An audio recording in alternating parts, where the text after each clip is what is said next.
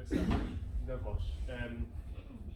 Antes de mais, bom dia a todas e a todos. Eu gostava de agradecer à turma de 12º J e às professoras pelo convite e também, primeiro, sublinhar a importância também do debate deste tema, que às vezes, se calhar, podemos considerar do ponto de vista cultural, não é? Que não nos diz tanto respeito, porque em Portugal não é uma realidade tão prevalente quanto isso, mas enquanto humanos diz-nos muito respeito, porque efetivamente, como aqui foi dito já, trata-se também, em primeiro lugar, de uma questão de direitos humanos, que não está a ser respeitada, e de violação dos direitos humanos, e em segundo lugar, ou se calhar ao mesmo nível, também de direitos das mulheres e das meninas, em particular, porque é claramente uma violência de género também, não é? Tem uma marca de género, que é exercida pela condição de alguém ser mulher.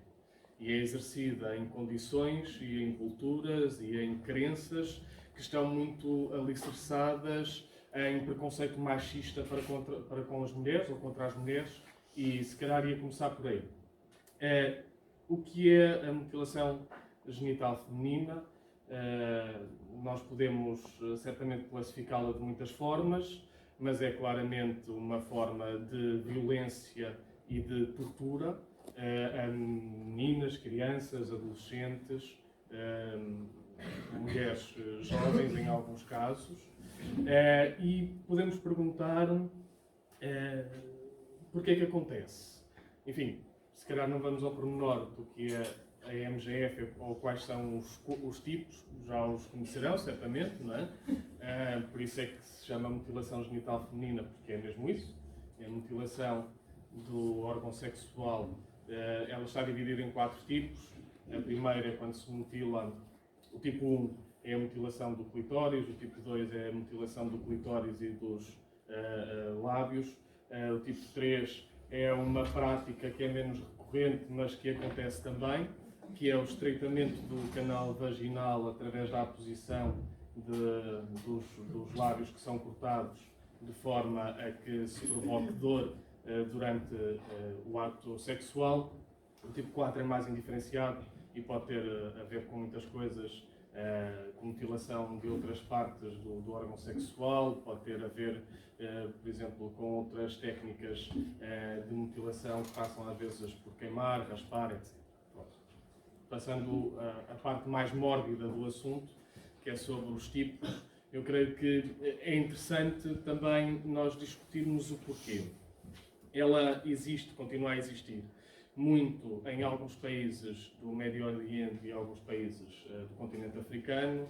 Aquilo que se diz é que ela é mais prevalente neste momento em cerca de 30 países por todo o mundo, apesar de existirem alguns registros em vários outros. E o que é que acontece? Ela efetivamente está alicerçada em algumas crendices culturais e populares, mas está muito alicerçada também numa tentativa machista de controlar a sexualidade da mulher. A ideia de mutilar e, por essa via, garantir que a mulher é fiel ou que garante a fidelidade é uma ideia que está muito presente. Aliás, eu ontem, a preparar um pouquinho isto, fui dar com uma notícia de um deputado do Parlamento Egípcio, que em 2016 disse isto publicamente, ou seja, que a mutilação genital feminina no Egito deveria continuar a acontecer, que era para controlar o apetite sexual das mulheres. Isto não foi dito no milénio passado, apesar de parecer que já foi há 1000 anos atrás, foi dito há 3 anos e meio atrás, por um deputado num país como o Egito. E isto está muito alicerçado e é muito isto que está por trás também da mutilação genital feminina. Ou seja, a ideia que o sexo da mulher é uma coisa pecaminosa, é uma coisa suja, é uma coisa pouco higiênica e por isso tem que ser intervencionada. A ideia que a mulher não tem direitos sexuais, que não tem direito à sua autodeterminação sexual e reprodutiva. A ideia que o apetite sexual da mulher é uma coisa nojenta que não deve existir.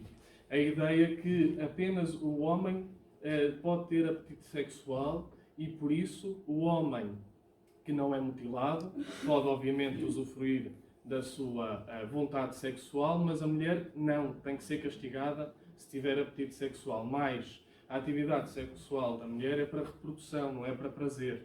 E por isso mutila-se o órgão genital para que sempre que tenha atividade sexual tenha dor. E é isto que está por trás da mutilação genital feminina. E tudo isto é obviamente incompreensível, intolerável e deve ser combatido em todos os países. Nos países onde ela efetivamente acontece, nos países que recebem muitas vezes mulheres que foram vítimas da mutilação, que é essencialmente o caso de Portugal, e deve ser combatido à escala global, nomeadamente com intervenção dos vários países, nos países onde ainda acontece de forma muito prevalente a mutilação genital feminina, para que isso desapareça. É um pouco difícil fazer essa intervenção, porque ela tem que ser uma intervenção mais profunda, não é? São práticas que estão enraizadas do ponto de vista cultural, do ponto de vista social, e por isso a intervenção também tem que ser muito por aí, que é desmontar uma série de mitos que existem, sociais, culturais, etc., fazer essa desmontagem para que finalmente se abandonem essas práticas. Trago só 2 ou 3 dados muito concretos, não muito extensos, que depois era para passarmos para o debate. Mas neste momento, segundo o Fundo das Nações Unidas para a População, existem os países onde é mais prevalente a mutilação genital feminina é a Somália, onde 98% das mulheres entre os 15 e os 49 anos terão sido mutiladas, ou seja, quase todas, que é uma brutalidade. Depois é a Guiné-Conakry, com 97%, o Egito, onde é esta besta que foi eleita deputada pelos vistos, que continua a defender a mutilação genital feminina, com 91%, o Mali, 91%, Eritreia, 89%, Sudão, 88%, Burkina Faso, 76%, Etiópia, 74%, Mauritânia, 69%, Guiné-Bissau, 45%, Senegal, 26%, Nigéria, 25%, Quénia, 21%, Iémen, 19%, Uganda, 1%. São os países que, segundo as Nações Unidas, são aqueles onde tem uma prevalência maior ainda de mutilação genital feminina. Em Portugal, nós temos essencialmente identificação de casos. E temos tido os serviços de saúde, e ainda bem, cada vez mais orientados para a identificação e sinalização de casos. Entre 2014 e 2017 foram identificados 237 casos. Em 2018 foram identificados 64 casos. Em 2019 foram identificados 129 casos. Estima-se efetivamente que haja 6.500 casos de mulheres a viver em Portugal que sofreram mutilação genital feminina.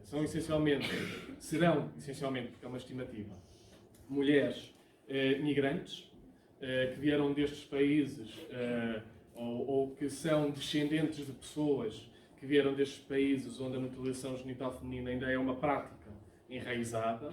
São mulheres que muitas vezes já foram mutiladas há muitos anos atrás, mas que só agora que estão a ser identificados os casos, porque também o Serviço Nacional de Saúde português, desde há uns anos a esta parte, nomeadamente desde 2014, 2015, está mais desperto para a identificação destes casos.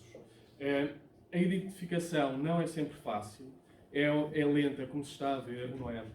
Entre 2014 e 2017 só foram identificados 237 casos, apesar de se estimar a existência de 6.500 casos em Portugal, mas parece estar a acelerar um bocadinho. Não quer dizer que haja mais casos em Portugal, há sim mais identificação de casos.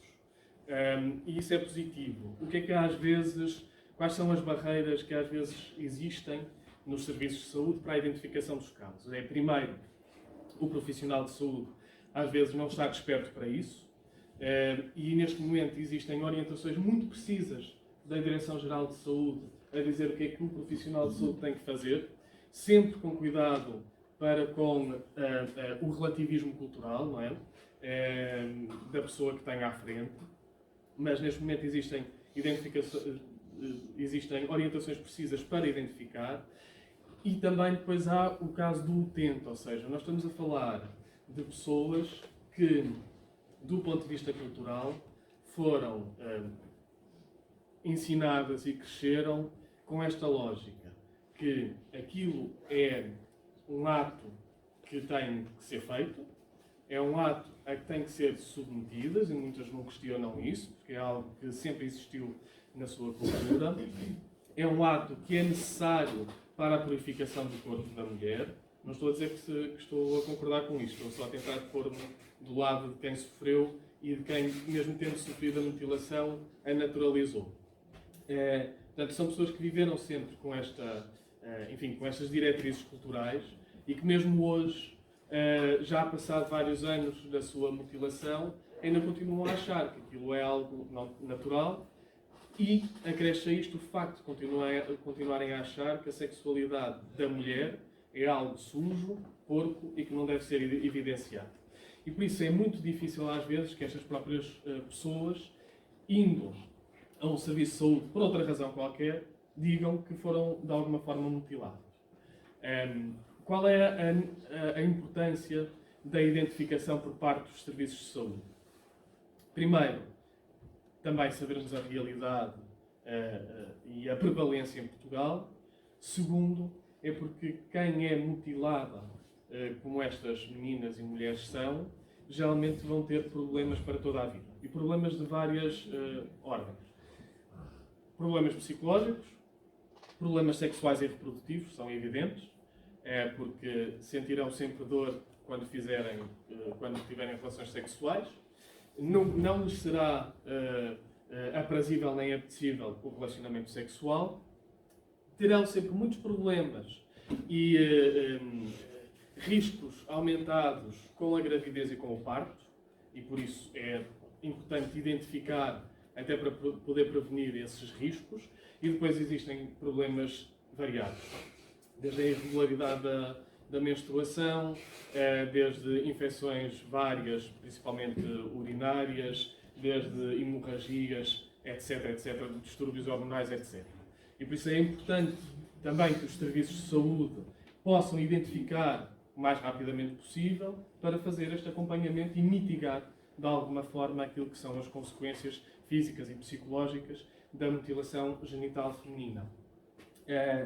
Em Portugal, e para terminar, porque se calhar depois passávamos para o debate, não é? Em Portugal, não há grandes registros de casos praticados em Portugal. Há registros, sim, de casos de mulheres mutiladas a viver em Portugal, que devem ser identificados. Há alguns registros de pessoas com cidadania portuguesa a viver em Portugal que levam as suas filhas a países para serem mutiladas, ao Senegal, ao Mali, etc., para serem mutiladas lá. E há um outro caso, sim, no passado, de meninas que foram mutiladas aqui, em Portugal. Todos esses casos são, obviamente,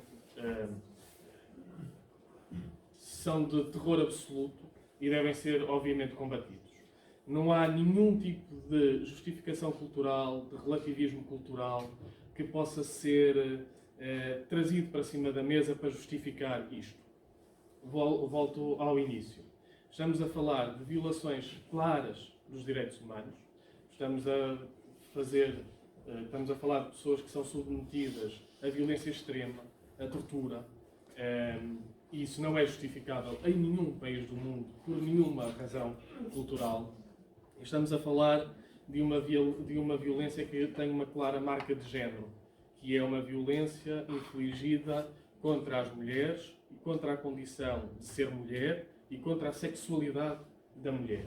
E isso é óbvio que também não é admissível em nenhuma parte do mundo e por isso deve ser combatida em todos os lugares. Aqui, identificando os casos e acompanhando, e depois de identificar e acompanhar não só do ponto de vista de saúde, mas acompanhar com outras respostas, enfim, aquelas pessoas que foram submetidas à mutilação têm filhos, será que os seus filhos também poderão vir a ser submetidos à mutilação pelas mesmas razões culturais? É preciso ver isso para prevenir novos casos. Como é preciso fazer muito trabalho com estas pessoas e as suas comunidades para fazer perceber que esta prática deve ser abolida e banida claramente no dia-a-dia. Para além disso, é preciso também e Portugal aí tem responsabilidades também